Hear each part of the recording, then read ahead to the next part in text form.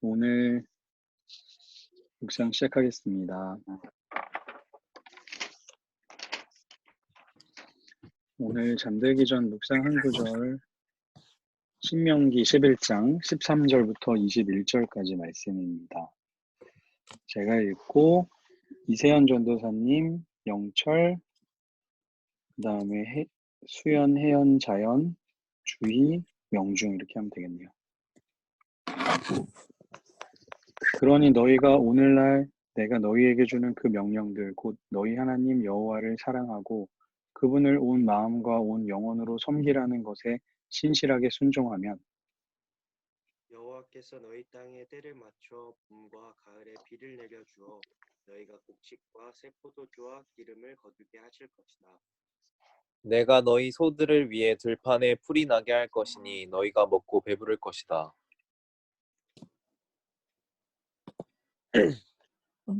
너희는 스스로 조심하라. 그렇지 않으면 너희가 마음이 흐려져 다른 신들을 경배하고 절할 것이다. 그때는 여호와의 진노가 너희를 향해 타올라 하늘을 닫아 비가 없게 하시고 땅에서 수확할 것이 없게 하실 것이다. 그러면 너희가 여호와께서 너희에게 주시는 그 좋은 땅에서 곧 멸망하게 될 것이다. 나의 명령을 너희 마음과 생각에 단단히 새기고 너희 손목에 메고 임하여 주리라. 그것을 너희 자녀들에게 가르치되 집에 앉아 있을 때나 길을 걸을 때, 누울 때, 일어날 때 그들에게 말해주라. 그것들을 너희 집 문설주와 대문에 써서 붙이라. 그러면 여호와께서 너희 조상들에게 주기로 맹세하신 그 땅에서 너희의 삶과 너희 자녀들의 삶이 하늘이 땅을 덮는 날과 같이 많아질 것이다. 아멘. 아멘. 신명기 11장 말씀 읽었는데요. 신명기 말씀 다 비슷한 것 같아요. 그래서 우리가 지금 며칠째 계속 하나님의 말씀, 하나님의 뜻이라고 나누고 있는 것이 있거든요.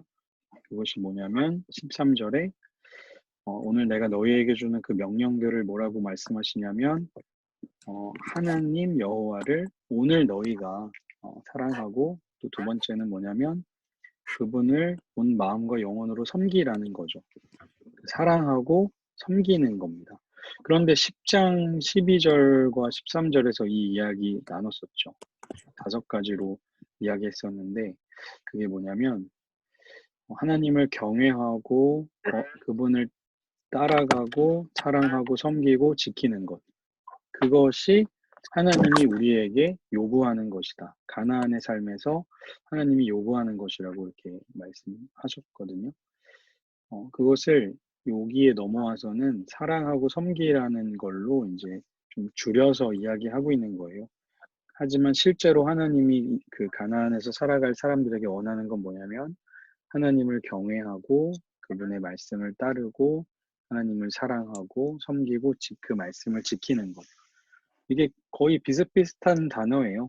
이게 항상 함께 같이 가야 된다는 거죠. 우리가 신앙생활 할 때는 하나님 경외함 없이 사랑하면 좀 천박한 사랑이 될 수가 있고요.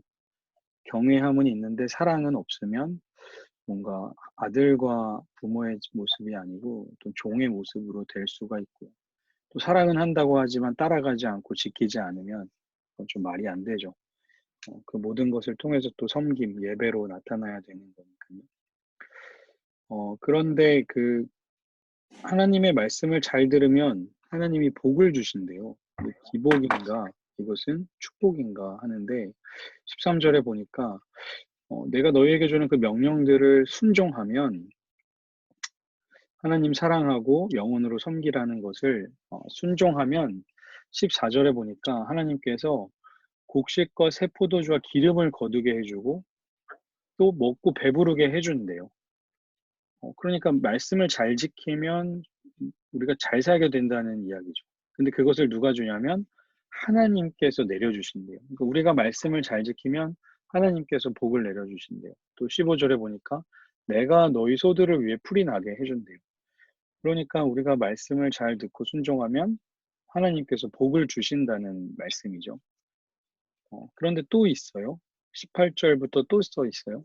나의 이 명령 너희 마음과 생각에 단단히 새기고 또 그것을 자녀 이마에 메고 두르고 19절에 보니까 자녀에게 잘 가르치면 그러니까 뭐 집에 있을 때 길을 걸을 때 누울 때 일어날 때 여기저기 붙여놓고 잘 가르치면 21절에 보니까 뭐라고 얘기하냐면 너희 조상들에게 주기로 맹세한 그 땅에서 너희 삶과 자녀들의 삶이 하늘이 땅을 덮는 날과 같이 많아질 거래요.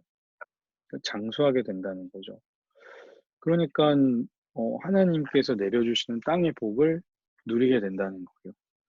그런데 이게 되게 약간 기복신앙 같지 않나요? 뭔가 잘하면 복 받고 막 이런 거 같지 않아요? 근데 여기서 우리가 단어를 좀 정리하고 갈 필요가 있는데요. 기복과 축복에 대한 단어를 좀 우리가 좀 구분을 좀 할 줄 알아야 되는데 되게 비슷합니다. 기복을 사전에서 찾아보니까 복을 빌다라는 단어예요. 축복은 복을 빌다라는 단어인데 거기에 복을 내리다라는 표현이 하나 더 있어요. 좀 더 자세히 한자를 살펴보면 이 기라는 단어가요. 빌다, 고하다, 구하다, 갚다, 기도 뭐 이런 뜻이 있는데 축이라는 단어도 비슷해요. 빌다, 축하하다, 할애하다, 부탁하다, 축원하다. 그런데 뭐가 약간 특징이냐면 성경에서 쓰고 있는 특징적인 단어는 뭐냐면 기는 약간 구하다.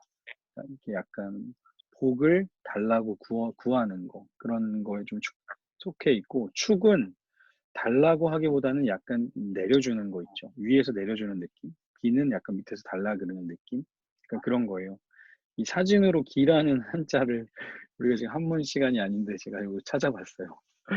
그러니까 원래 여기 한자가 비슷하게 생겼는데 어떤 한자냐면 깃발 밑에 여러 가지 무기들을 내려놓은 모습으로 이 기라는 한자를 만들었대요. 그래서 이 기라는 한자는 무슨 뜻이냐면 전쟁이나 사냥을 나갈 때 승리하게 해달라고 바라는 게 이 단어를 사용한답니다.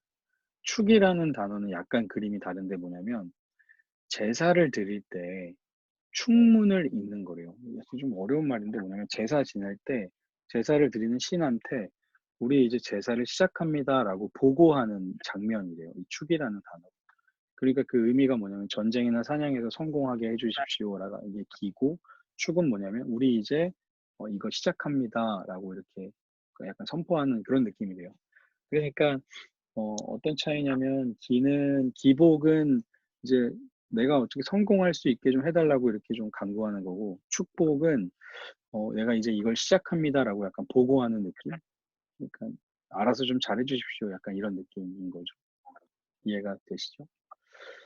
그러면 하나님께서 우리가 말씀을 잘 들으면 복을 주신다 이런 것은 내가 말씀 잘 들어서 복 좀 받아야겠다 이런 태도로 임하는 게 아니고 내가 이제 말씀대로 살겠습니다라고 살아갈 때 하나님께서 당연히 주시는 그 복이라는 그런 개념으로 우리가 좀 이해했으면 좋겠어요. 근데 모든 신앙에 있어서 사실 기복신앙은 다 있습니다. 기독교만 있는 게 아니고요. 모든 종교에는 다 기복신앙으로 시작을 해요. 근데 나쁜 거 아니에요, 여러분.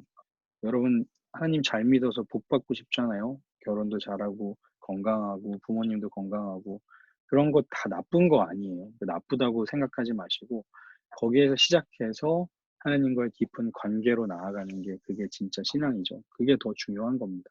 기복에만 머물지 않았으면 좋겠어요. 그래서 정말 중요한 것은 뭐냐면, 신명기에서 말하고 있는 중요한 것은 이 땅의 삶이 하늘에 달려 있다는 거예요. 이 땅에서의 복과 어떤 이런 것들이 하늘에 달려 있다. 그런데 그게 원리가 맞는데 이게 좀 반대되는 일들이 우리 삶에 꼭 일어나거든요. 그게 이제 세 번째인데 우리가 말씀을 지키면 당연히 복을 주시고 그러면 당연히 내가 착실하게 살면 복을 받는 게 맞는데 실제 인간 세상에서 그렇게 되느냐는 거예요. 그게 안 된다는 거예요. 특별히 말씀을 지키는 부분에 있어서는 뭐냐면 그래서 이 지금 앞에 13절부터 15절까지 잘 지키면 복 받는다. 18절부터 21절까지 잘 지키면 복 받는다 이야기하고 중간에 16절, 17절에 무슨 이야기 하냐면 너네 조심해라. 안 그러면 너네 분명히 다른 신한테 갈 거다. 그러면 너네 쫄딱 망할 거다라고 이야기를 하고 있는 거예요. 그 말은 뭐냐면 이렇게 모세가 귀에 박히도록 얘기를 해도 얘네들은 말씀을 지킬 능력이 없다는 겁니다. 그게 우리가 가지고 있는 아주 가장 큰 역설 중에 역설이죠. 로마서에 이런 말씀이 있는데요. 율법의 역설이에요. 로마서에 보면 우리가 말씀을 지키면 우리가 복을 받는다고 그랬잖아요. 그런데 그 생명의, 그러니까 복을 받고 내가 오래오래 장수하게 할 그 생명에 이르게 할 그 법이 바울이 뭐라고 얘기하냐면 도리어 나를 사망에 이르게 하는 것이 됐대요. 왜냐하면 19절에서 나는 진짜 하나님의 말씀을 지키고 싶은데 그걸 안 한다는 거예요. 오히려 악을 행하고 있는 나를 보는 거예요.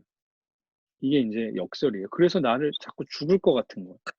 아, 나 오늘은 진짜 잘 살고 싶은데 또 하거든요. 그래서 이제 바울이 얘기한 거죠. 21절에. 아, 선을 행하기 원하는 내 안에 악이 함께 있구나. 그래서 24절에서 이렇게 이야기해요. 나는 진짜 갈 데가 없다. 누가 나를 건져낼 수 있을까? 이게 그냥 신앙이 없는 사람 이야기가 아니고 이 신명기의 원리대로 말씀을 잘 지키고 살아온 사람이 하는 최후의 고백이에요. 아, 진짜 내가 생명을 얻을 줄 알았는데 못 얻고 있구나. 이렇게 되는 상황이거든요. 그때 정말 중요한 게 이제 있습니다. 율법의 역설은 뭐냐면 생명에 이르게 할 율법이 우리를 사망에 이르게 하고 있거든요, 지금. 그래서 진짜 중요한 건데요. 중요하다는 얘기 너무 많이 하고 있는데, 요거, 우리 명중 형제가 25절부터 2절까지 좀 읽어줄래요? 우리 주 예수 그리스도로 말미암아 하나님께 감사하리로다. 그런즉 내 자신이 마음으로는 하나님의 법을, 육신으로는 죄의 법을 섬기노라. 그러므로 이제 그리스도 예수 안에 있는 자에게는 결코 정죄함이 없나니 이는 그리스도 예수 안에 있는 생명의 성령의 법이 죄와 사망의 법에서 너를 해방하였습니다. 아멘. 네, 이 말씀을 우리가 이제 붙들고 살아야 되는 건데요. 7장 24절에 바울이 뭐라 그랬냐면, 나 진짜 공고하다. 나는 말씀 잘 지키고 싶은데 살 수가 없네. 그래서 말씀만 쳐다보면 난 죽을 것 같네. 어떡하지? 어떡하지? 하고 25절에서 자기가 답을 이야기해 주는 거예요. 뭐냐면, 예수 그리스도가 있다. 근데 내 마음에는 하나님의 법을, 내 몸뚱아리는 죄의 법을 섬기고 있는데, 그런데 이제 예수 그리스도 안에 있는 사람은 율법으로 정죄를 받지 않는다. 이제 더 이상 그 율법의 법으로 잘하고 못하고 해서 벌 받는 그 법의 원리 속에 있는 게 아니라 그것을 우리가 지킬 수 없는 것을 아시고 이미 예수 그리스도를 보내주셔서 대신 죄를 받게 하시고 다시 살아나신 그분께서 우리 안에 살아계셔서 이제 그 생명의 성령께서 일하시는 그 법, 그 생명의 성령의 법을 통해서 이제 우리가 살게 됐다라고 이제 이야기를 하는 겁니다. 그래서 예수 그리스도 안에 있는 사람들은 이제부터 생명의 성령의 법으로 살아가는 거예요. 그러니까 내가 말씀 따라 살지 못하는 거에 우울해할 필요가 별로 없어요. 당연한 거예요. 말씀 따라 살지 못하는 건 당연한 건데, 그럴 때는 우리가 어디로 돌아가야 되냐면 예수 그리스도의 생명의 성령의 법으로 나를 봐야 돼요. 예수 그리스도께서 나를 위해 죽으신 그 사랑을 얼마나 큰 사랑인지 기억할 때 내 안에서 생명의 성령의 법이 일하는 거죠. 아, 제가 이거를 잠목을 오래 하다 보니까 시간이 자꾸 길어지고 그런데 죄송합니다. 다 끝났어요. 그리스도인은 죄와 사망의 법이 아니라 이 생명의 성령의 법으로 살아가는 사람들이다 라는 것 되게 중요합니다. 이거 잘 기억했으면 좋겠어요. 오늘 나눈 거 기억해보면 하나님의 명령은 그분을 사랑하고 섬기는 거다. 그러면 하나님이 우리에게 복을 내려주신다. 축복이에요. 하나님이 복을 내려주시는 거예요. 그런데 그 말씀을 지키지 못한다, 우리는. 그래서 우리에게 하나님께서 예수 그리스도를 보내주셔서 그분이 우리 안에서 일하게 하셨다라는 게 이제 오늘 함께 나눈 말씀입니다. 그래서 나 자신에게 던지고 싶은 질문은요. 말씀을 지킬 수 없는 것에 대한 고뇌가 나에게 있는가? 너무 가볍게 여기고 있지 않은가? 사도 바울은 지킬 수 있을 때까지 하다가 안 돼서 이제 공고하다고 얘기했는데 우리는 너무 가볍게 말씀을 지킬 수 없는 것을 당연하게 여기고 있지 않은가? 그런 질문을 한번 던져보고요.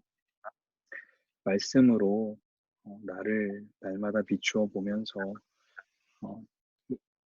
다시 말씀 앞에 겸손해지고 생명의 성령의 법을 의지하며 살아가는 우리가 되면 좋겠습니다. 네, 감사합니다. 감사합니다. 내일은 휴일이네요. 네, 너무 좋습니다. 제주도는 진짜 좋겠네요.